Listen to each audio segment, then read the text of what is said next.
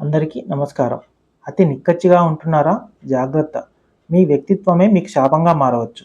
ఆచార్య చాణక్యుడి నీతి ప్రకారం అతిగా నిజాయితీ ఉండటం లేదా మొహం మీదే మాట్లాడటం ఒక్కోసారి ప్రమాదకరంగా మారుతుంది.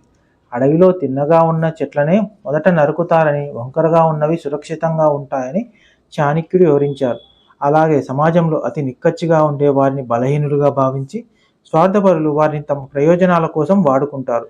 ఇలాంటి వారు ఇతరుల కుతంత్రాలను గమనించలేక తరచుగా మోసపోతుంటారు లేదా ఇబ్బందుల్లో పడుతుంటారు. జీవితంలో విజయం సాధించాలంటే కేవలం స్పష్టంగా మాట్లాడటమే కాకుండా సమయస్ఫూర్తితో వ్యవహరించడం ముఖ్యం.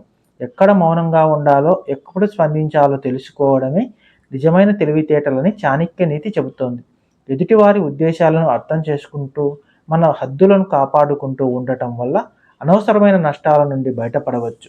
ఆత్మరక్షణలో కూడిన చాతుర్యం అలవర్చుకోవడమే ప్రస్తుత కాలానికి అవసరం. వీడియో సమాప్తం. వీడియో నచ్చితే లైక్ చేయండి, సబ్స్క్రైబ్ చేయండి, కామెంట్ చేయండి. Thank you.